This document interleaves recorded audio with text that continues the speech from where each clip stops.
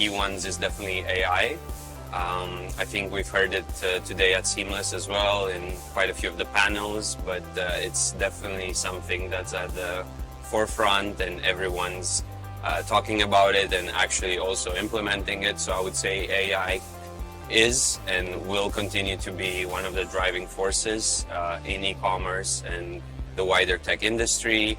In terms of its applications to e-commerce, I would definitely look at customer service, in particular having chatbots, for example, the customer experience, looking at product recommendations and algorithms, and just overall kind of the marketing engagement, being able to create content and being able to personalize campaigns at the one-to-one level using the power of AI. I think definitely the rise of AI, it's allowing us to, process data quicker, offer more personalized recommendation, and also I think improve our customer experience overall. I think in the Philippines, it will continue to be a mobile-based disruption.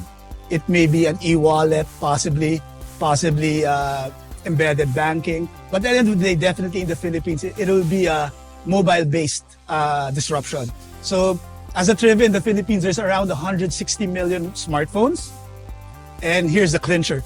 Filipinos spend 32% of their time on the smartphones, right? So most likely, anything that happens down the line will have to be mobile first. A lot of people fall back on DeFi, but I think DeFi is extremely disruptive. It completely changes, the USP of centralized providers. DeFi and the way that it develops, there's still so much of it. There's so many pieces of it that probably still can't fall in a regulated environment. But what I love about it is that, these ideas come out and more of the space is going to be pushed towards some of these super innovative solutions. So I think that, to me, that's kind of one of the top disruptive trends for sure. I know that everybody has been talking about ChatGPT, generative AI. And surprisingly, it's not actually new. I mean, we can go back all the way to the 1940s when there were a few people who published a paper mathematically mapping out the neural pathways and human decision making. The only reason that it had gained traction is because the entry has been lowered. So any technology that actually becomes accessible to majority of the people, where the barrier to entry is lowered, you get a lot more engagement and a faster adoption rate.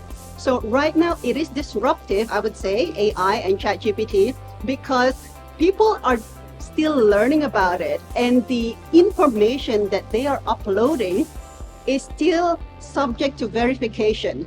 So from a marketing perspective, so it actually enable us, to develop data-driven strategies, to inform the business direction moving forward, and also to help us to create a better customer experience through their system and technology. It's AI. And, we've heard of AI for quite a while, but it's only now because of recent developments where AI is actually cutting into the mainstream. And I'll tell you why AI is fantastic. It is not enough for banks right now to understand the customer lifetime value. So the value of a customer to the bank, right? But with AI right now, we can actually cut through the information and figure out a new term that I call CLP, Customer Lifetime Prosperity. We need to figure out as banking institutions how our business are elevating people's lives, and AI is going to do that for us.